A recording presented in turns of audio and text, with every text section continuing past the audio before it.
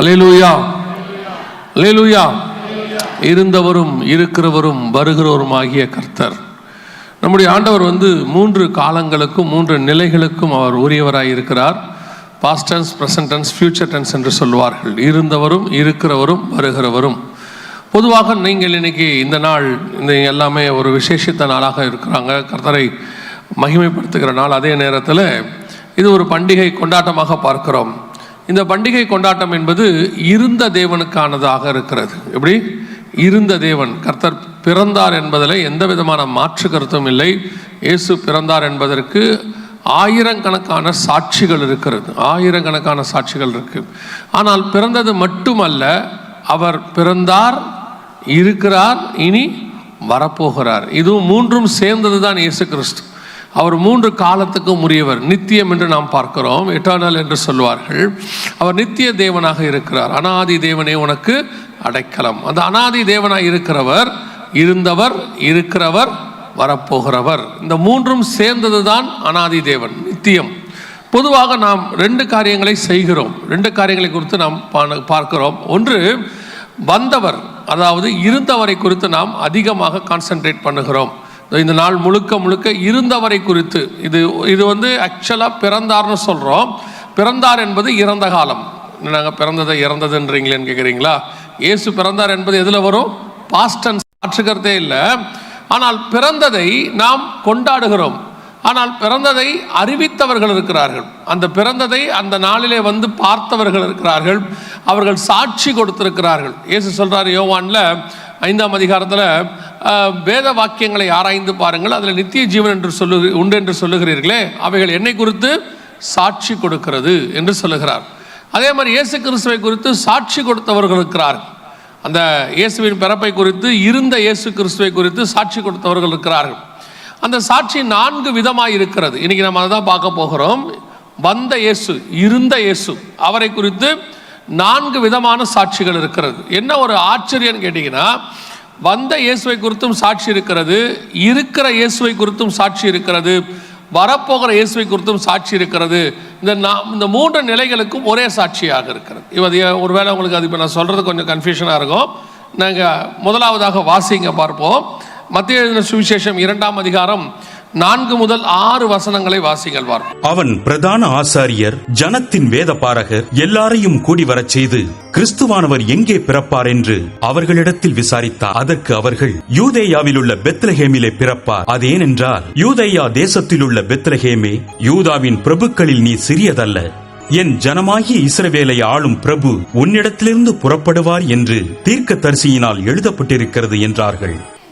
இயேசு கிறிஸ்துவினுடைய பிறப்பு என்ன செய்யப்பட்டிருந்தது? ஏற்கனவே எழுதப்பட்டிருந்தது. வேத வசனத்தின்படி ஆராய்ந்து பார்க்கிறார்கள்.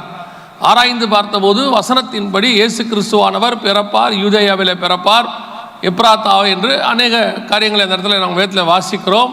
யூதேயா பட்டணத்தில் உள்ள பெத்லஹேமிலே பிறப்பார் என்று சொல்லி எல்லா காரியங்களும் சொல்லப்படுகிறது. இது வேத வாக்கியத்தில் எழுதப்பட்டிருக்கிறது, தீர்க்கதரிசியினால் எழுதப்பட்டிருக்கிறது இருக்கிறது. ஆனால் இந்த எழுதப்பட்ட காரியத்தை படித்த ஏரோதும் அந்த எருசலேம் நகரத்தாரும் என்ன செய்தார்களாம்? கீழே நீங்கள் வாசிக்கும் போது, அவர்கள் சாஸ்திரிகளை அழைத்து, நீங்கள் போல் பிள்ளையை கண்டு எங்களுக்கு சொல்லுங்க, நாங்களும் பணிந்து கொள்ளும்படி. வசனத்தை ஆராய்கிறவர்கள் இருக்கிறார்கள்.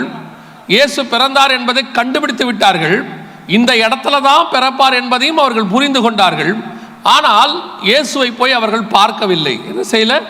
பார்க்கவில்லை. அவங்க சொல்றாங்க, நீங்க போங்க, போய் பார்த்துட்டு சொல்லுங்க, நாங்களும் சொல்லுகிறோம்.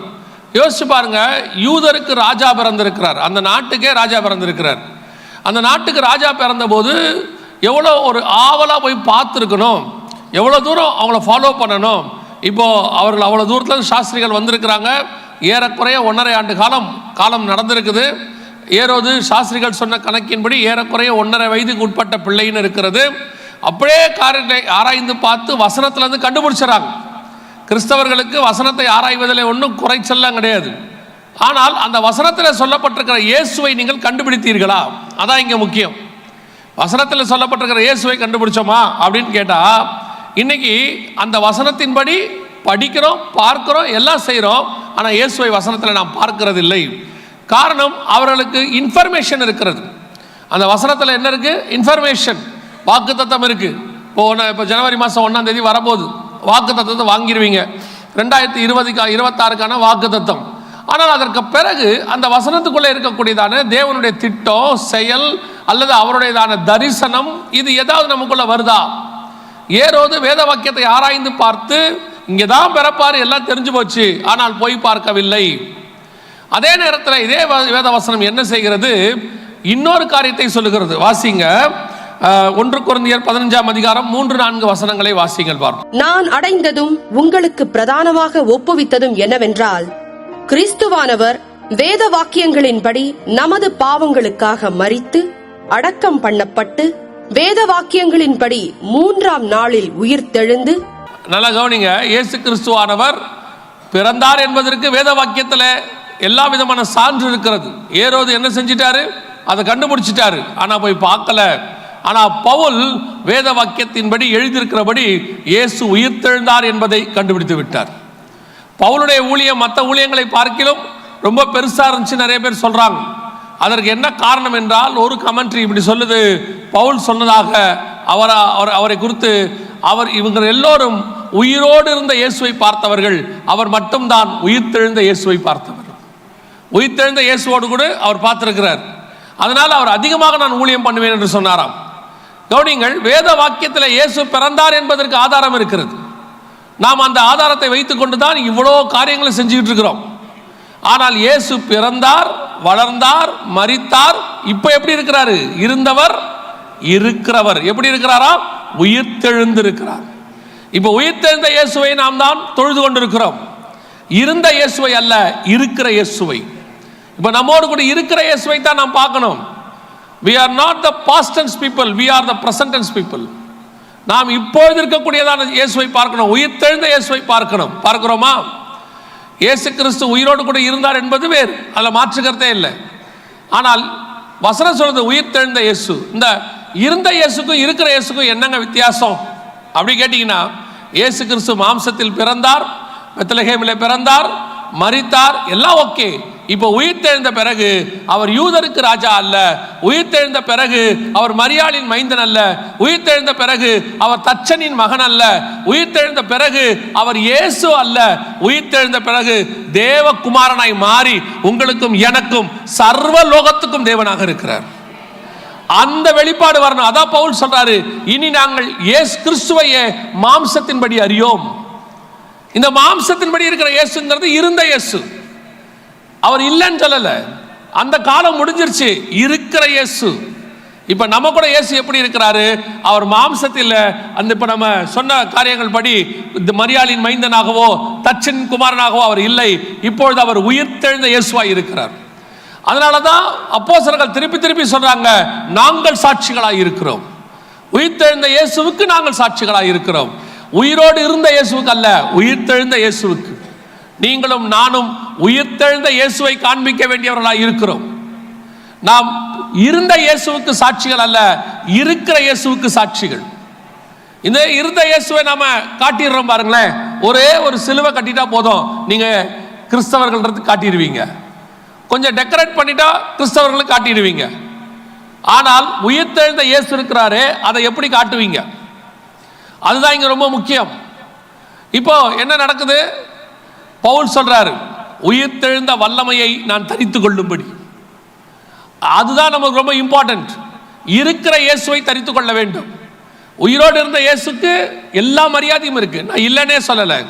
உயிர்த்தெழுந்த இயேசு தான் இப்போ இம்பார்ட்டன்ட். உங்க வீட்டில் பிள்ளை பிறந்திருக்கோம், பிள்ளை பிறந்தோன்னா ஒரு பெரிய சந்தோஷம் இருக்கும். அந்த பிள்ளைக்கு பர்த்டே கொண்டாடுறோம், எல்லாம் செய்கிறோம். வளர வளர வளர அந்த பிள்ளை ஒரு டாக்டர் ஆயிடுச்சுன்னா அதுக்கப்புறம் அந்த பிள்ளை பிறந்ததை பற்றி பேச மாட்டோம், எல்லாரும் அவரை டாக்டர்னு பேச ஆரம்பிச்சிருவாங்க. அப்போ எப்படி இருக்கிறாரோ அதுதான் அங்கே பிரசன்டென்ஸ். இப்போ இயேசு மாம்சத்தின்படி வந்த இயேசு அல்ல, உயிர்த்தெழுந்த இயேசு. அவர் மாம்சம் ரத்தமாக வந்தது உண்மை, இப்போ ஆவியாக இருக்கிறார். அந்த இயேசு நம்மோடு கூட இருக்கிறாரா? நாம் இந்த மாம்சத்தில் வந்த இயேசுக்கு எவ்வளோ இம்பார்ட்டன்ஸ் கொடுக்குறோம். இந்த ஒரு நாளுக்காக கடன்காரனானவங்களா இருக்கிறாங்க இல்லையா? கடன் வாங்கியாவது ட்ரெஸ் வாங்கிடணும், புது ட்ரெஸ் போட்டுறணும், எல்லாம் பண்ணிடணும். அதை தப்பா சரியாங்கிற ஆர்கியூமெண்ட்டுக்கே நான் போல.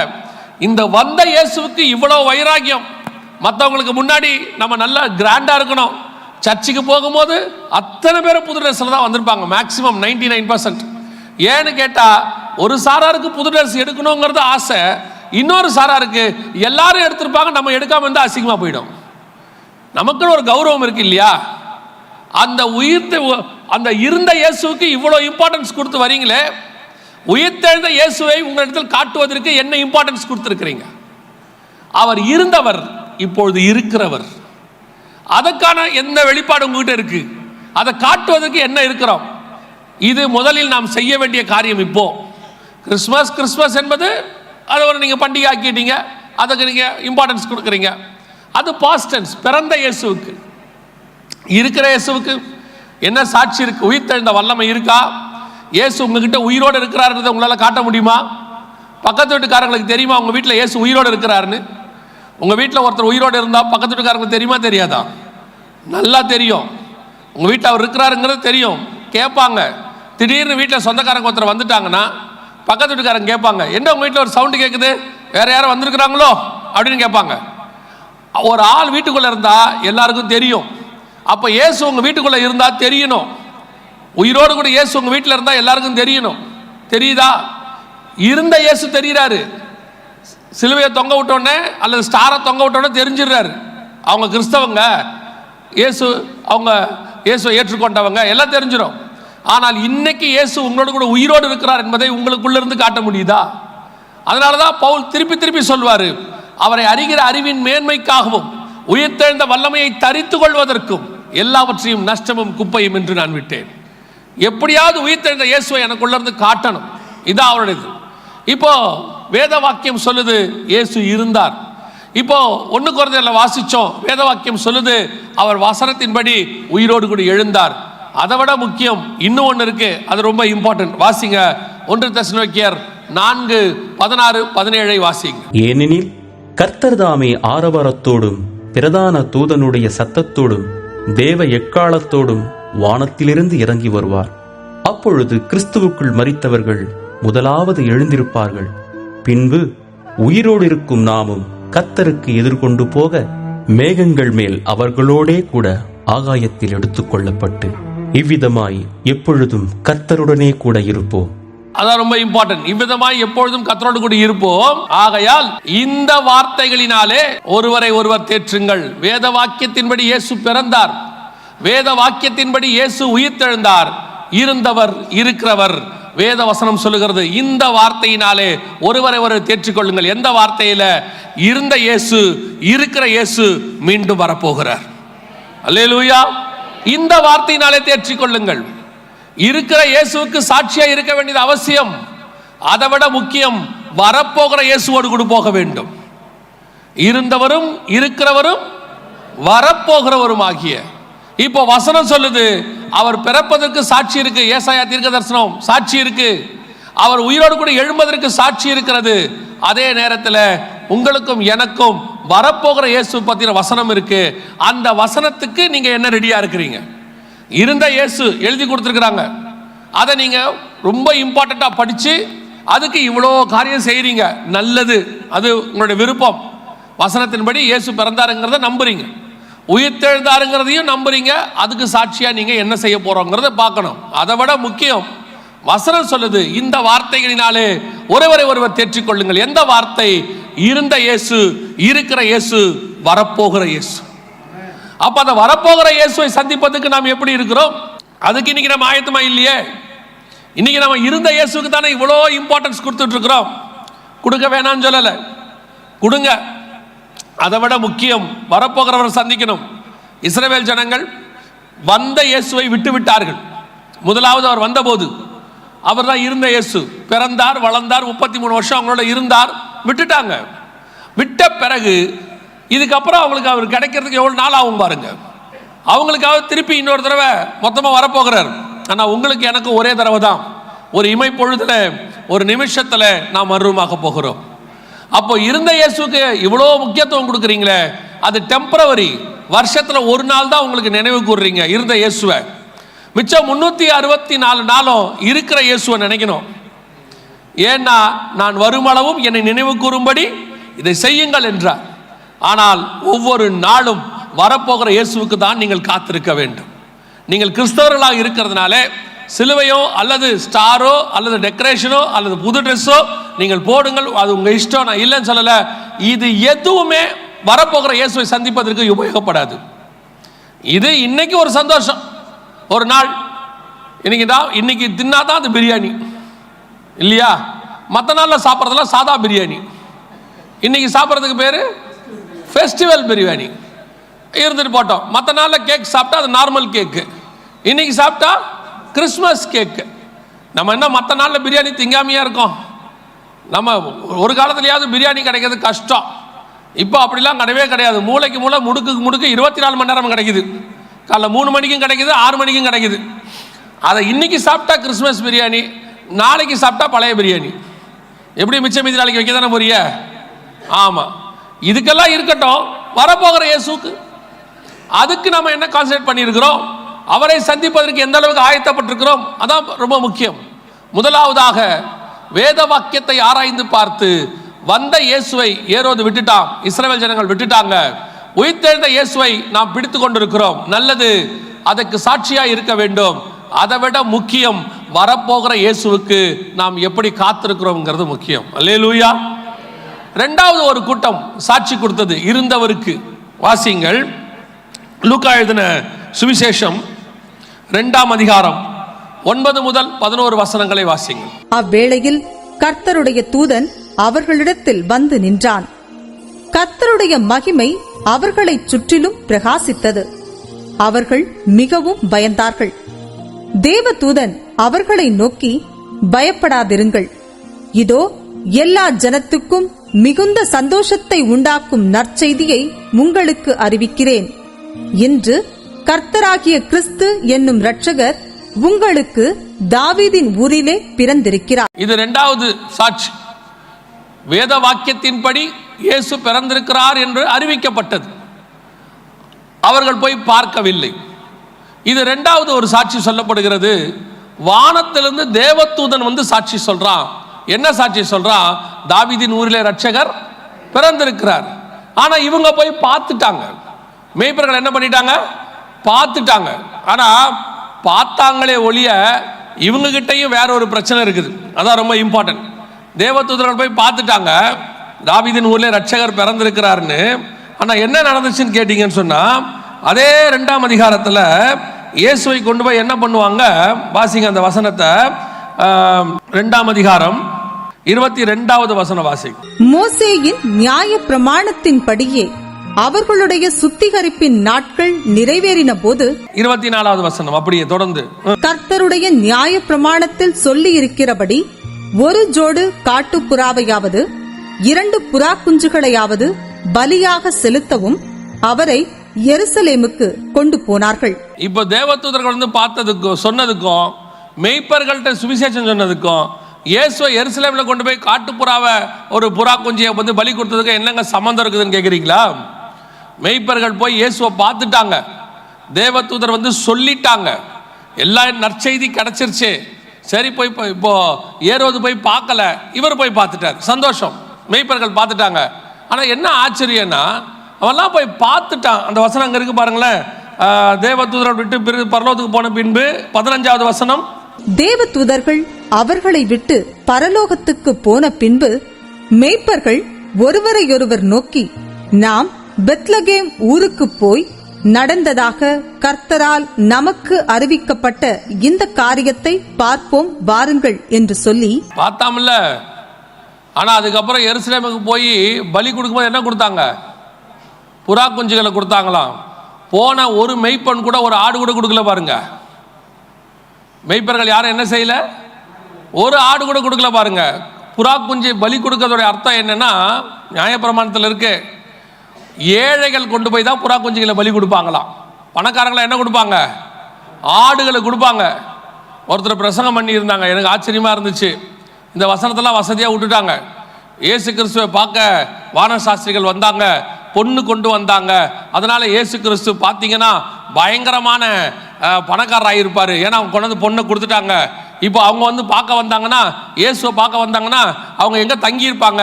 இயேசுக்கு ஒரு பெரிய வீடு இருந்திருக்கும், 3 பேர் இருந்தால் எப்படி இருந்திருப்பாங்க? 3 கெஸ்ட் ரூம் இருந்திருக்கும். யாருக்கு? அவருக்கே தலை சாய்க்க இடம் இல்லைன்னு வசனத்தில் இருக்கு. அவரே முன்னணியில் கிடத்தப்பட்டிருந்தார்னு இருக்கு.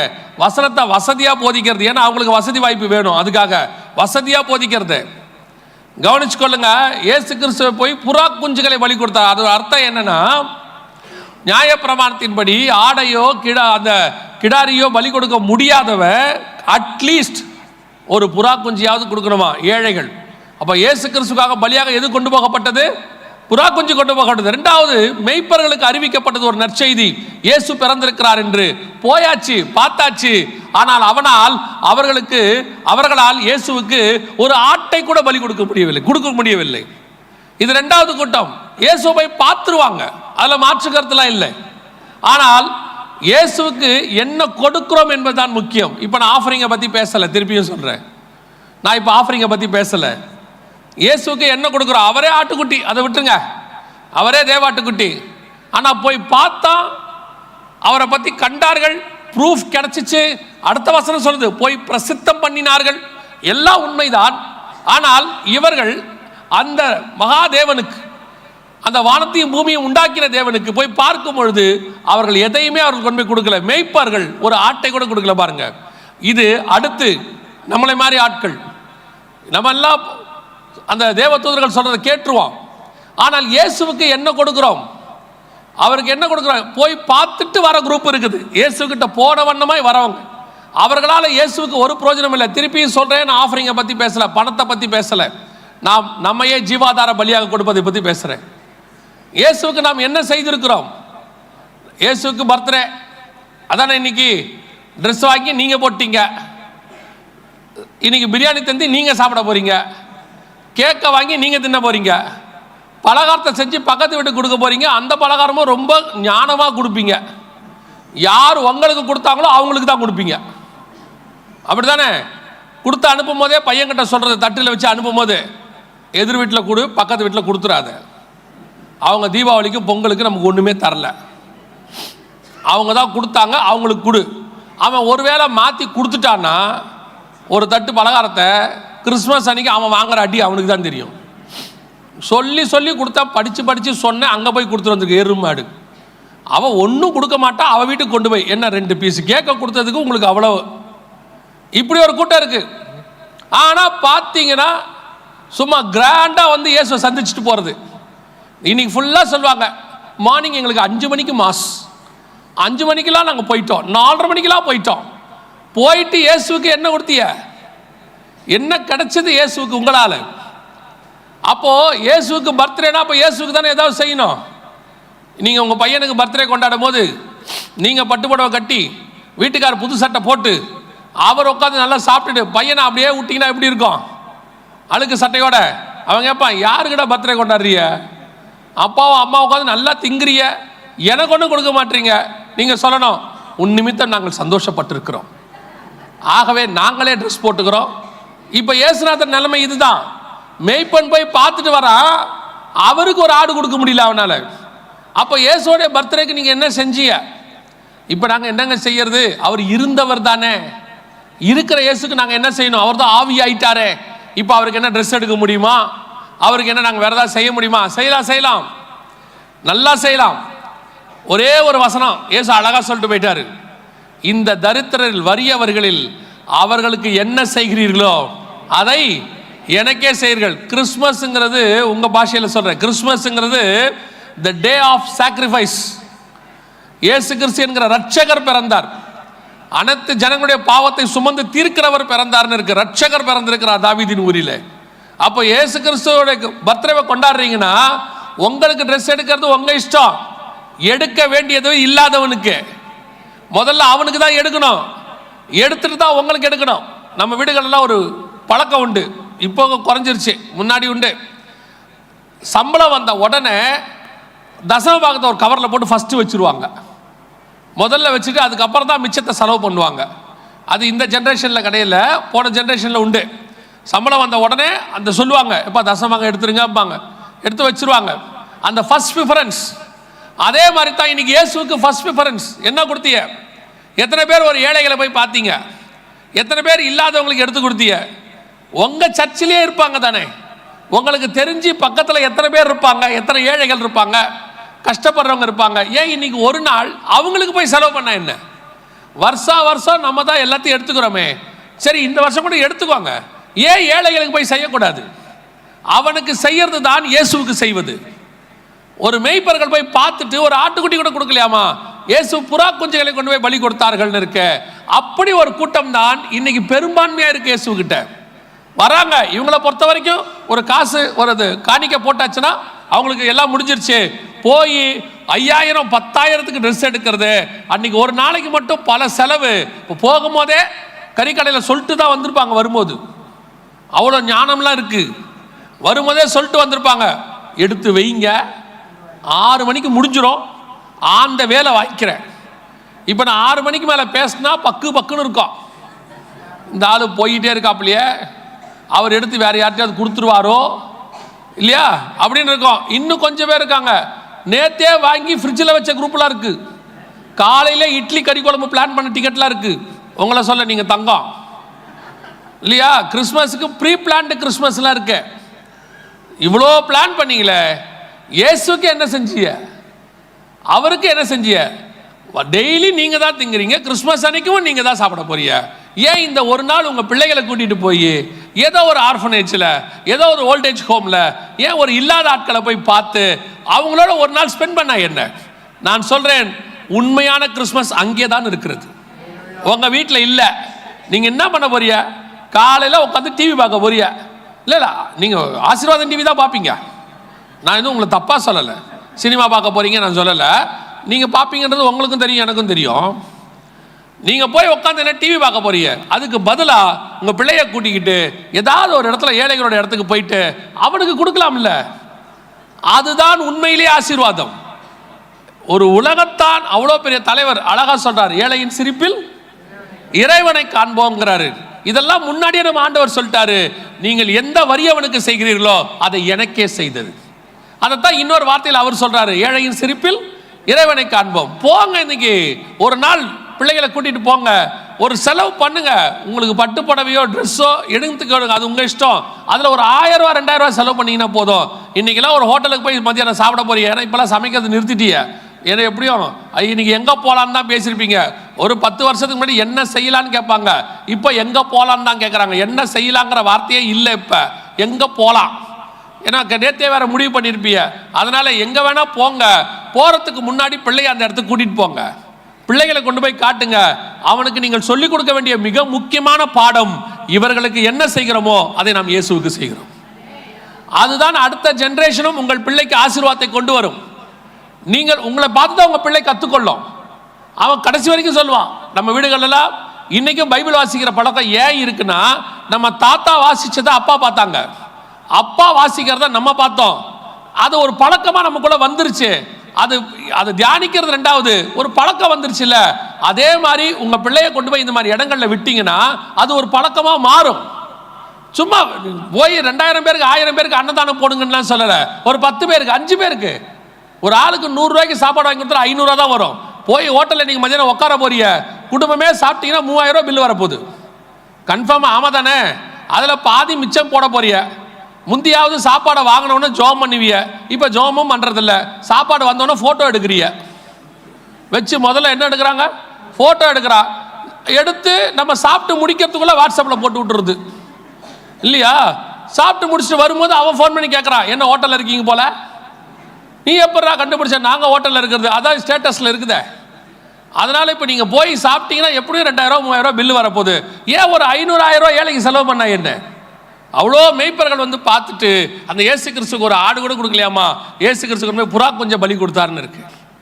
இந்த கூட்டமாய் நீங்களும் நானும் இருக்கக்கூடாது. பார்க்கறது நல்லது, வர்றது நல்லது, ஆனால் உங்களாலையும் இயேசு கிறிஸ்துக்கு ஏதாவது பிரயோஜனம் இருக்கணும்.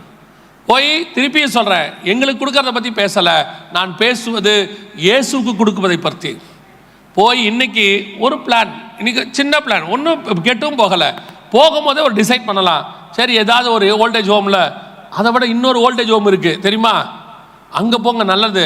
உங்கள் மாமியார் மாமனாரை வச்சுருப்பீங்க ஒரு இடத்துல, இன்றைக்காவது போய் அவங்கள பாருங்க. இன்றைக்காவது இதில் சிலதெல்லாம் இருக்குது, ஊருக்கே சர்வீஸ் பண்ணுது, மாமியாருக்கு சோறு போடாது. உங்களை சொல்ல வேலைச்சேரியில் இருக்கிறவங்களாம் நல்லவங்க, நான் பேசுறது எல்லாமே விழுப்புரத்துக்கு அந்த பக்கம் இருக்கு.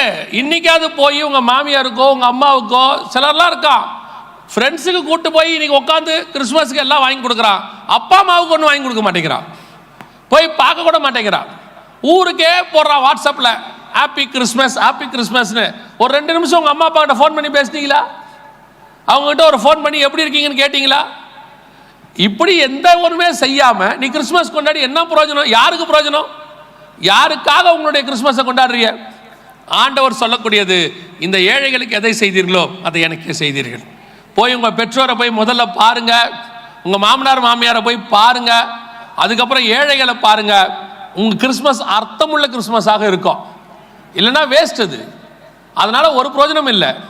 கல்யாணத்துக்கு எப்படி போயிட்டு வரீங்களோ அந்த மாதிரி தான் சர்ச்சுக்கு போயிட்டு வருவீங்க, ஒரு பிரயோஜனம் இருக்காது. கடைசியாய் வாசிங்க பார்ப்போம். இதான் நீங்களும் நானும் இப்போ வாசிக்க போறது. மத்தேயு எழுதின சுவிசேஷம் 2ஆம் அதிகாரம் 1வது வசனத்தை வாசிங்க. ஏரோது ராஜாவின் நாட்களில் யூதேயாவில் உள்ள பெத்லஹேமிலே இயேசு பிறந்த பொழுது கிழக்கில் இருந்து சாஸ்திரிகள் எருசலேமுக்கு வந்து. நல்லா கவனிங்க, இந்த சாஸ்திரிகள் எங்க இருந்து வந்தாங்க? கிழக்கிலிருந்து வந்தார்கள். நல்லா மனசுல வச்சுக்கோங்க, கிழக்கிலிருந்து வந்தார்கள்.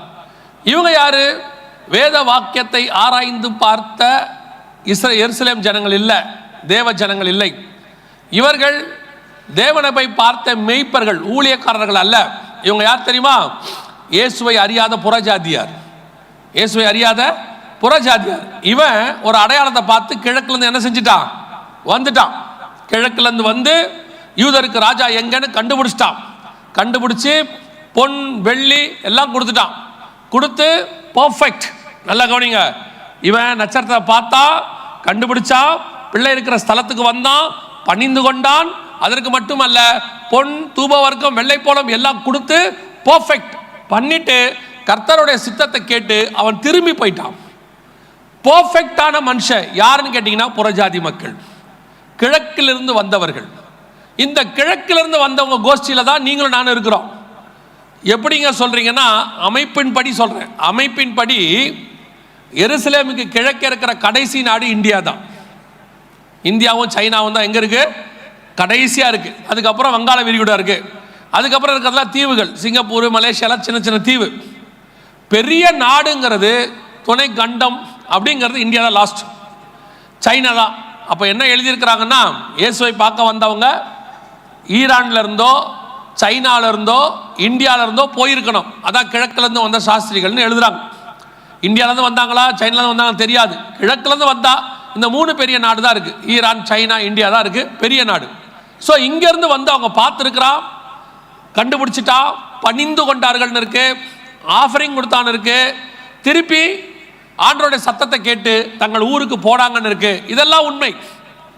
இதே மாதிரி இயேசு கிறிஸ்து இருந்த இயேசு கிறிஸ்துவுக்கு கிழக்கிலிருந்து வந்த சாஸ்திரிகள் பர்ஃபெக்டாக தேவ சித்தத்தை செய்து முடிச்சிட்டாங்க. இயேசு பிறந்தாருங்கிறத அனௌன்ஸ் பண்ணிட்டாங்க. ஆனா இருக்கிற இயேசுவுக்கு கிழக்கில் இருக்கிற நீங்களும் நானும் என்ன செய்கிறோம்? அவன் வந்தான், பணிந்து கொண்டான், எல்லா காரியங்களையும் செய்தான். இன்னைக்கு நீங்களும் நானும் அந்த கிழக்கத்திய வான சாஸ்திரிகளுக்கு அடையாளமாக இருக்கிற ஒரு குரூப். நீங்களும் நானும் புறஜாதியார். நாம் எருசலேமில் பிறந்தவர்கள் அல்ல, இஸ்ரவேலில் பிறந்தவங்க இல்லை. இயேசுவை ஏற்றுக்கொண்டதுனால நமக்கு பேர் கிறிஸ்தவர்கள். we are in the eastern side, கிழக்கில் இருக்கிற ஜனங்கள். அவன் போய் பணிந்து கொண்டு அவரை பார்த்துட்டு எல்லா வேலையும் செஞ்சா மாதிரி பிறந்த இருந்த கர்த்தருக்கு, பிறந்த இயேசுவுக்கு அவங்க எவ்வளோ பர்ஃபெக்டாக காரியங்களை செஞ்சு முடிச்சாங்களோ அதே மாதிரி இருக்கிற இயேசுவுக்கு எல்லாவற்றையும் செய்ய வேண்டிய பொறுப்பு உங்களுக்கும் எனக்கும் இருக்கு. நீங்க நானும் செஞ்சிருக்கிறோமா? திருப்பி அதான் ஆண்டவர் கேட்கிறார். நீங்களும் நானும் அவர்களுக்கு சாட்சியை கொடுக்க வேண்டும். நீங்களும் நானும் அவரை பணிந்து கொள்ள வேண்டும். நீங்களும் நானும் அவருக்கு உகந்ததை கொடுக்க வேண்டும். கர்த்தருடைய சத்தத்துக்கு கீழ்ப்படினோம். the perfect eastern people, கர்த்தர் விரும்புகிற அந்த கிழக்கத்திய சாஸ்திரிகளும் நீங்களும் நானும் தான். அவர்கள் இருந்த இயேசுவுக்கு சாட்சி கொடுத்தார்கள். நீங்களும் நானும் உயிர்த்தெழுந்த இயேசுவுக்கு சாட்சி கொடுக்க வேண்டும். அல்லேலூயா. இப்ப பாருங்க, நம்ம போல ஒருத்தன் கிழக்குல இருந்து சாட்சி கொடுக்கிறான் பாருங்க. வாசிங்க யோபுவின் புஸ்தகம் 19ஆம் அதிகாரம் 25வது வசனம் வாசிங்க. என் மீட்பர் உயிரோடு இருக்கிறார் என்றும் அவர் கடைசி நாளில் பூமியின் மேல் நிற்பார் என்றும் நான் அறிந்திருக்கிறேன்.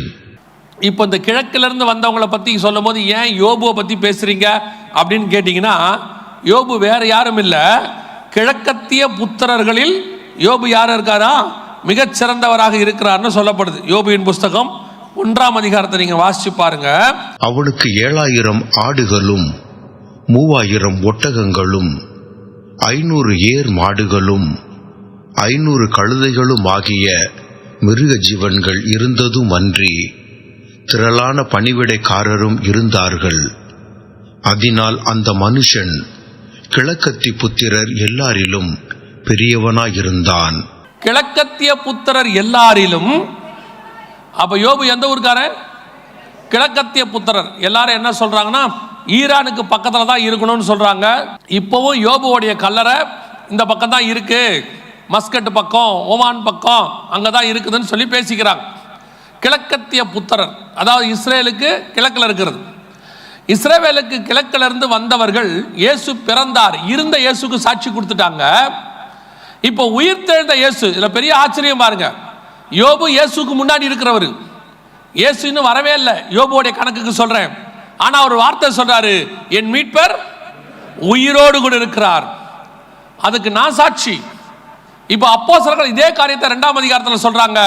நீங்கள் சிலுவையில் இருந்த இயேசுவை பிதாவாகிய தேவன் உயிரோடு கூட எழுப்பினார், நாங்கள் அதற்கு சாட்சிகளாய் இருக்கிறோம். இந்த கிழக்கத்திய புத்திரர்ல நீங்களும் நானும் இருக்கிறோம். இப்ப நம் மீட்பர் உயிரோடு கூட இருக்கிறார், நம்முடைய ஆண்டவர் ஜீவனோடு கூட இருக்கிறவர். இதற்கு நீங்களும் நானும் யோபுவை போல சாட்சி கொடுக்கிறவர்களாக இருக்க வேண்டும்.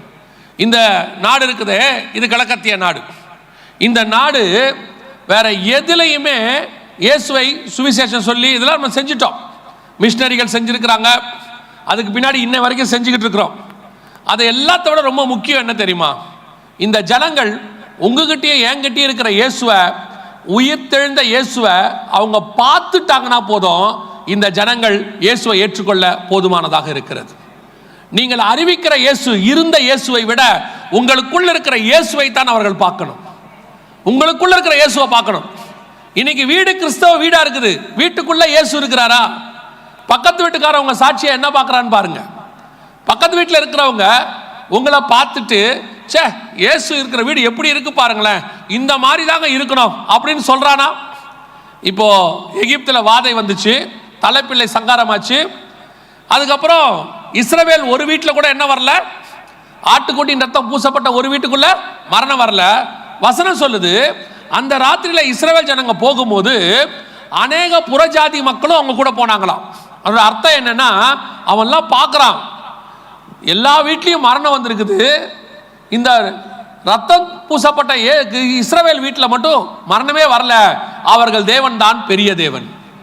இவங்க சுவிசேஷமே சொல்லல, அவன் பார்க்கறான், பார்த்துட்டு தெரிஞ்சுக்கிறான், எகிப்திய தேவர்களை விட இஸ்ரவேலின் தேவன் பெரியவர். எகிப்து தேவர்கள் காப்பாத்ததை இஸ்ரவேல் தேவன் காப்பாற்றினார். இஸ்ரவேல் தேவனுக்கு இருக்கிற வல்லமை எகிப்திய தேவர்களை மாலும் பெருசு.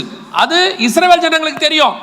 போய் மோசே கோலை போட்ட உடனே பாம்பா மாறுச்சு, எகிப்தியர்கள் போட்ட உடனே அதுவும் பாம்பா மாறுச்சு. ரெண்டும் கரெக்டா இருக்கு. ஆனா மோசையின் கோல் எகிப்தியருடைய பாம்பை என்ன பண்ணிருச்சு, விழுங்கிருச்சு. அது வல்லமை வாய்ந்ததுன்னு ப்ரூஃப் பண்ணிருச்சு. இஸ்ரவேலுக்கு தெரியும், அவர்கள் தேவனை விட எங்கள் தேவன் பெரியவர். நமக்கு தெரியும், எல்லா தேவர்களை பார்க்கலாம் நம்முடைய தேவன் பெரியவர். அல்லேலூயா. அது நமக்கு தெரியும். ஆனால் நம்மை சுத்தி இருக்கிற புறஜாதியாருக்கு தெரியணும், நமக்குள்ள இருக்கிற இயேசு உயிரோடு கூட இருக்கிறார், இவர் தான் பெரியவர்னு கண்டுபிடிக்கணும். ஸ்டாரை வச்சு நீ கிறிஸ்தவன் கண்டுபிடிக்க கூடாது, உன் சாட்சியை வச்சு கண்டுபிடிக்கணும் அவன் கிறிஸ்தவன். உங்களுக்கு தெரியுமா, முந்தியெல்லாம் எங்க தாத்தா காலத்தில் சொல்லுவாங்க, ஒரு அரசாங்க வேலையில மிக முக்கியமான பொறுப்புகளுக்கு கிறிஸ்தவர்களை தான் எடுப்பாங்களாம். அப்ப நான் சொல்றது ஒரு 50 வருஷம் 60 வருஷத்துக்கு முன்னாடி கிறிஸ்தவர்களை தான் வைப்பாங்களாம். ஒரு உண்மையுள்ள போஸ்டிங் இருக்குன்னா அதுல ஃபர்ஸ்ட் ப்ரிஃபரன்ஸ் யாருக்கு கொடுப்பாங்களாம், கிறிஸ்தவர்கள் கொடுப்பாங்களாம். காரணம் என்ன தெரியுமா, அன்னைக்கு டிஃபால்ட்டாவே கிறிஸ்தவர்கள் நல்லவர்கள்னு ஒரு நீதிமான்கள் என்கிற பெயர் இருந்துச்சு. லஞ்சம் வாங்க மாட்டாங்க, சிகரெட் பிடிக்க மாட்டாங்க. நான் சொல்றது அன்னைக்கு உள்ள கிறிஸ்தவர்கள், இப்ப இல்ல. நீங்க எதுவும் தப்பா எடுத்துக்க போறியா? இப்போ கிறிஸ்மஸுக்கு தான் நிறைய மதுபானமே விற்கிது. அன்னைக்கு உள்ள நீதிமான்கள் அவங்களுக்கு பரிசுத்தாவி இருந்துச்சா இல்லையான்னு தெரியாது. நம்மளை மாதிரி இன்னைக்கு பயங்கரமாக தியாலஜிலாம் தெரியாது. ஆனால் அவர்கள் பேசிக்காவே நல்லவர்களாக இருந்தார்கள். அதனால தான் அரசாங்கத்தில் எல்லாத்துலேயும் ஒரு ப்ரிஃபரன்ஸ் அவங்களுக்கு கொடுத்தாங்க. கிறிஸ்தவர்கள்னா ஒரு சாந்த குணம் இருக்கும், கிறிஸ்தவங்கன்னா ஒரு நீட்னஸ் இருக்கும், கிறிஸ்தவர்கள்னா உண்மை உள்ளவர்களாக இருப்பாங்கன்னு ஒரு சாட்சி இருந்துச்சு ஒரு காலத்தில். அது அப்படி இருக்கும். இப்போ அந்த சாட்சி நம்ம வீட்டில் இருக்கா? பக்கத்து வீட்டுக்காரன் நம்மளை பார்த்து சாட்சி கொடுக்குறானா? கிறிஸ்தவன்னு தெரியுது, ஆனால் கிறிஸ்து உயிரோடு கூட இருக்கிறார், என் மீட்பர் உயிரோடு இருக்கிறார் அப்படிங்கிறது உங்க வீட்டை பார்த்தா தெரியுமா? இது ரெண்டாவது தெரிஞ்சு கொள்ள வேண்டிய மிக முக்கியமான விஷயம். அதாங்க ரொம்ப இம்பார்ட்டன்ட். கிழக்கத்திய புத்திரர் நீங்களும் நானும், கிழக்கத்திய புத்திரர் இருந்த இயேசுவுக்கு கரெக்டாக பண்ணி முடிச்சுட்டாங்க. இருக்கிற இயேசுவுக்கு, உயிர்த்தெழுந்த இயேசுவுக்கு யோபு சொல்றாரு, கிழக்கத்திய புத்திரர் என் மீட்பர் உயிரோடு கூட இருக்கிறார். அவர் நிரூபிச்சு காட்டுறாரு. அவருக்கு பிரச்சனை வந்துச்சு, ஒரு நாள் அந்த பிரச்சனை மாறியது, 2 மடங்கு ஆசீர்வாதம் வந்துச்சு. இப்போ அத்தனை பேர் தெரிஞ்சுக்கிட்டான் இவரோடு கூட தேவன் இருக்கிறார். இன்னைக்கு அன்னைக்கு உள்ள 3 நண்பர்கள் யோபுவை தப்பா பேசினாங்க. இன்னைக்கு உலகத்தில் ஒருத்தன் கூட யோபுவை தப்பா பேச மாட்டான். ஏன் தெரியுமா? தேவன் அவனோடு கூட இருந்தார் என்பது நிரூபணம் ஆயிருச்சு. அதே நிரூபணம் உங்க மேலேயும் என் மேலேயும் வரணும். உங்க மேலேயும் என் மேலேயும் புறஜாதியார் பார்க்கணும், இந்த தேசம் பார்க்கணும். நீங்கள் சுவிசேஷம் சொல்லுவதை விட நீங்களே சுவிசேஷமா மாறிடணும். அதுக்கப்புறம் என்ன யோசிச்சு பாருங்க, பக்கத்து வீட்டுக்காரர் உங்க முகத்துல சமாதானத்தை பார்த்தானா ஆட்டோமேட்டிக்கா கேட்பான், நீ இவ்வளோ சமாதானமா இருக்கியே எப்படி? அவன் கேட்பான். ஒரு பெரிய நடிகர் அன்னைக்கு சொல்றாரு டிவியில, கோடி கோடியா வச்சிருக்காரு, கோடினா கோடி, அவ்வளோ கோடி வச்சிருக்காரு. அவர் சொல்றாரு, எனக்கு 10% கூட நிம்மதி இல்லைங்கிறாரு. அவர் பேட்டியில் சொல்றாரு, எனக்கு என்ன இல்லை 10% கூட நிம்மதி இல்லைங்கிறாரு. ஆனால் உங்ககிட்டயும் எங்கிட்டையும் அவர்கிட்ட இருக்கிற மாதிரி கோடி கிடையாது. ஆனா அவர் தேடுகிற நிம்மதி உங்ககிட்டயும் எங்கிட்டையும் இருக்கு. அதுக்கு காரணம் நம் தேவன் உயிரோடு கூட இருக்கிறார். உயிரோடு இருக்கிற தேவனால மட்டும்தான் இதெல்லாம் செய்ய முடியும். அது நம்ம வீட்டில் வெளிப்படணும். நீங்க கொடுக்கிற பலகாரம் பக்கத்து வீட்டுக்காரனுக்கு ஒரு நாளோட போயிடும். ஆனால் நீங்கள் கொடுக்கிற சந்தோஷம், சமாதானம், உங்க மேல அவன் பார்க்கிற காரியம், அவனே வந்து கேட்கணும், எங்களுக்கு கொஞ்சம் ஜெபம் பண்ணுங்க. நிறைய நேரத்தில் பார்த்துறீங்களா, ஆஃபீஸில் சொல்லுவாங்க, பிரச்சனை வந்தோம் நம்ம மேலதிகாரி சொல்லுவார், ஏப்பா கொஞ்சம் நீதான் எனக்காக ஜெபம் பண்ணிக்கிய. ஏன் அவருக்கு தெரியாத கடவுளா? அவர் தேடாத கடவுளா? ஏன் நம்மகிட்ட வந்து சொல்றாருன்னா அவருக்கு நல்லா தெரியும் இவர்கள் ஜெபம் பண்ணா அது நடக்கும். இவர்கள் தேவன் உயிரோடு கூட இருக்கிறார். மேல இருக்கிற ஆபீசர் கீழே இருக்கிறவர்கிட்ட சொல்லுவாரு, ஏப்பா கொஞ்சம் ஜெபம் பண்ணிக்கப்பா, நீ தான் நல்லா ஜெபம் பண்ணுவியாமே அப்படிம்பாரு. அதான் உயிரோடு இருக்கிற இயேசுவுக்கான அடையாளம். நீங்களும் நானும் சாட்சி. இன்னும் ஒரு வசனத்தை வாசிங்க, நான் சொல்லிட்டு முடிக்கிறேன். அதே யோபுவின் புஸ்தகம் 19ஆம் அதிகாரம் 27வது வசனத்தை வாசிங்க. அவரை நானே பார்ப்பேன், அந்நிய கண்கள் அல்ல, என் சொந்த கண்களே அவரை காணும். இந்த வார்த்தையால் நல்லா கவனிச்சுக்கொள்ளுங்க, நானே பார்ப்பேன், அந்நிய கண்கள் அல்ல, என் சொந்த கண்களே பார்க்கும். யோபுவுக்கு உயிர்த்தெழுந்த இயேசுவை பத்தினதான வெளிப்பாடு இருக்குது, உயிரோடு கூட இருக்கிறார்னு. அதுக்கு அடுத்த வெளிப்பாடு ஒன்று இருக்கு, வரப்போகிற இயேசு. அவர் வருவார், பூமியின் கடையாந்தரங்களில் நிற்பார், அவரை நானே பார்ப்பேன், அவர் வரப்போகிறார். இந்த வெளிப்பாடு அந்த கிழக்கத்திய புத்திரனுக்கு இருந்த மாதிரி உங்களுக்கு எனக்கும் இருக்கணும். நமக்கு இப்போ என்னதான் ஆசீர்வாதம் இருந்தாலும், என்னதான் இன்னைக்கு நம்ம வச்சிருந்தாலும், ஒரே ஒரு விஷயம் மட்டும் உங்க மைண்ட்ல ஓடிக்கிட்டே இருக்கணும். என்ன இருக்கணும் தெரியுமா? என் மீட்பர் உயிரோடு கூட இருக்கிறார், அவரை நானே பார்ப்பேன், அந்நிய கண்கள் அல்ல, என் சொந்த கண்கள் அவரை பார்க்கும். ஒரு நாள் என் தேவனை என்ன செய்ய போறேன்? பார்க்க போறேன். இங்க வந்துட்டு போறீங்களே, திருப்பியும் சொல்றேன், இங்க வந்துட்டு போகும்போது நீங்கள் இயேசுவை பார்க்க முடியாது. என்னங்க இப்படி சொல்றீங்க? சர்ச்சுக்கு வந்தா? ஆமா, இங்க இயேசுவை நீங்க பார்க்க முடியாது. இயேசு உங்களுக்குள்ளதான் பார்க்க முடியும். இங்க நாங்க ஆராதிக்க சொல்றோம், வசனம் கொடுக்கிறோம். எதுக்கு சொல்லி கொடுக்குறோம் தெரியுமா? இங்க இருக்கிறார் இயேசு பாருங்கன்றதுக்கு இல்ல, உங்களுக்குள்ள இருக்கிறார் பாருங்கன்றதுக்கு. உயிரோடு கூட இருக்கிறார்ன்றத சொல்லி கொடுக்கிறோம். ஆனா இன்னொன்னு சொல்லி கொடுக்கிறோம், உயிரோடு இருக்கிற இயேசுவையும் பாருங்க. இருந்த இயேசுவை நினைச்சு வந்துட்டீங்க, இருக்கிற இயேசுவை பாருங்க. அதை விட முக்கியம், வரப்போற இயேசுவுக்கு காத்திருங்க. ஏன் தெரியுமா? இதெல்லாம் ஒரு நாள் முடிஞ்சிடும், அதுதான் நித்தியம், எட்டர்னல். அதுக்குத்தான் யோபு நல்லா தெளிவா சொல்றாரு, நானே பார்ப்பேன், என் அந்நிய கண்கள் அல்ல, என் சொந்த கண்கள் அவரை காணும். ஒரு நாள் நிச்சயம் பார்ப்பேன். இந்த வசனத்தினாலே 1 தெசலோனிக்கேயர் 4:17 சொல்லுது, இந்த வார்த்தையினாலே ஒருவரை ஒருவர் என்ன செய்யுங்கள்? தேற்றுங்கள். நிறைய பிரச்சனை இருக்குது, போராட்டம் இருக்குது, அதுக்கு நடுவில் தான் நீங்கள் பண்டிகை கொண்டாடுறீங்க, இல்லைன்னு சொல்லலை. எத்தனையோ பேர் கஷ்டத்துக்கு நடுவில் எல்லாத்தையும் மறைச்சிக்கிட்டு என்ன செய்வாங்க, இந்த ஒரு நாள் சந்தோஷமாக இருறாவா நம்ம காட்டிக்கிறோம். அது இயல்பு, மனித இயல்பு. ஏதோ அதுக்கு நடுவில் கொஞ்சம் ரிலாக்ஸாக இருக்கிறோம் அப்படின்னு நீங்கள் நினச்சிக்கிறீங்க, அது உங்கள் இஷ்டம். ஆனால் இந்த டெம்பரவரி சந்தோஷத்துக்காக நீங்கள் படுறீங்களே, நமக்கு ஒரு பர்மனன்ட் சந்தோஷம் வருகிறது. நம்முடைய தேவன் வந்து நிற்க போகிறார். வானத்திலே அவருடைய சத்தத்தை நாம் கேட்க போகிறோம். ஒரு இமைப்பொழுதில், ஒரு நிமிஷத்தில் நாம் மறுரூபமாக போகிறோம். இப்போ எப்படி நீங்கள் சந்தோஷமாக இருக்கிறீங்களோ இதே சந்தோஷத்தோட அதில் உயரணும். அதுக்கப்புறம் தான் ரொம்ப மோசம். அதனால் அந்த சந்தோஷத்திலே போய் நீங்கள் ஜாயின் பண்ணிட்டா நல்லது. அந்த சந்தோஷத்தில் போய் நான் ஜாயின் பண்ணால் என்ன பண்ணணும்னா, இப்போ இருந்த இயேசு பிறந்தாருங்கிறது உங்களுக்கு தெரியுது, இருக்கிற இயேசு உங்களுக்குள்ள உயிர் தெழுந்தாருங்கிறதும் புரியுது. இனி இருக்க போகிறவர், வரப்போகிறவர், அவரை பார்க்கணுங்கிற ஆவல் இருக்கணும் உங்களுக்கு, அந்த ஆசை இருக்கணும். இன்னைக்கு நமக்கு அவரை பார்க்குற ஆசை இல்லை. வருவாருங்கிறது உபதேசம், அதான் அந்த அளவில் இருக்கிறோம். வாஞ்சை இல்லை, அந்த வாஞ்சை வரணும். ஆவியும் மனவாட்டியும் வா என்பார்களாக ஒரு காத்திருக்கிற அனுபவம். நீங்கள் இன்னைக்கு இந்த சந்தோஷத்தோடு கூட அப்படியே வருகையிலும் போயிடுங்க. இப்போ நிறைய கஷ்டங்கள் இருக்கு, அந்த கஷ்டங்கள் எல்லாம் மாறிடும். நிறைய பேருக்கு என்ன நம்பிக்கை தெரியுமா, 2025 தான் இவ்வளோ பிரச்சனையாக இருந்துச்சு, 26வது எப்படி இருக்கணும், நல்லா இருக்கணும். கவனிங்க, உலகம் மோசமாக தான் இருக்கும், உலகம் பிரச்சனையாக தான் இருக்கும்.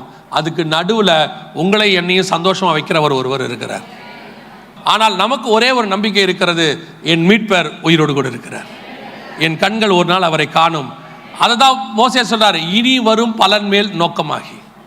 இப்போ இருக்கிற துன்பத்தை பார்க்கக்கூடாது, இனி வரும் பலன் மேல் நோக்கமாகி. வருகிற வருஷத்தை கர்த்தர் நமக்கு ஆசீர்வாதமாய் தான் தருவார். பிரச்சனைகள் ஒரு பக்கம் இருக்க தான் செய்யும். 2026 ஒன்று 1000 வருஷ அரசாட்சி மாதிரி எல்லாம் மாறிடாது. இதை விட மோசமான நாள்லாம் வரும். ஆனால் யார் வேணா மாறுவாங்க, இருந்தவரும் இருக்கிறவரும் வருகிறவர் ஒருத்தர் இருக்கிறாரு, அவர் மாறப்போகிறதே இல்லை. அல்லேலூயா. அவர் இப்போவும் நல்லா வச்சிருக்கிறாரு, இனிமேலும் நல்லா வைக்க போறாரு. ஆனால் நம்முடைய நோக்கம் அவருக்கு சாட்சி கொடுக்கிறவர்களாய் மாற வேண்டும். ஆமென். நம்ம ஜெபம் பண்ணலாமா? அப்படியே. Thank you Jesus. நன்றி ஆவியானவரே. ஆண்டவரே, நீர் எங்களை உண்டாக்கினதனுடைய நோக்கம் ஒரு நாளும் நீர் எங்களை வேதனைப்படுத்த வேண்டும் என்று உண்டாக்கவே இல்லை ஆண்டவரே. நாங்கள் ஒரு நாள் மட்டும் சந்தோஷமாக இருக்க நீர் எங்களை உண்டாக்கவில்லை ஆண்டவரே. ஒவ்வொரு நாளும் நாங்கள் சந்தோஷமாக இருக்க விரும்புகிறீர். எல்லா நாளும் நாங்கள் உம்மோடு கூட இருக்க விரும்புகிறீர் ஆண்டவரே. இந்த கிழக்கத்திய புத்திரர்களில் நாங்களும் ஒருவராய் இருக்கிறோம். அந்த பூரணப்பட்ட கிழக்கத்திய புத்திரர்களைப் போல ஆண்டவரே, ஆண்டவரே, இருந்த இயேசுவுக்கும் இருக்கிற இயேசுவுக்கும் வரப்போகிற தேவனுக்கும் நாங்கள் சாட்சிகளாய் இருக்க கர்த்தர் கிருபை பாராட்டும். இங்கே இருக்கிற ஒவ்வொரு ஜனங்களையும் ஒப்பு கொடுக்கிறோம். இந்த ஆண்டு முழுவதும் நீ நடத்தி கொண்டு வந்துட்டீங்க ஆண்டவரே. இன்னும் சில நாட்களே பாக்கி இருக்கிறது.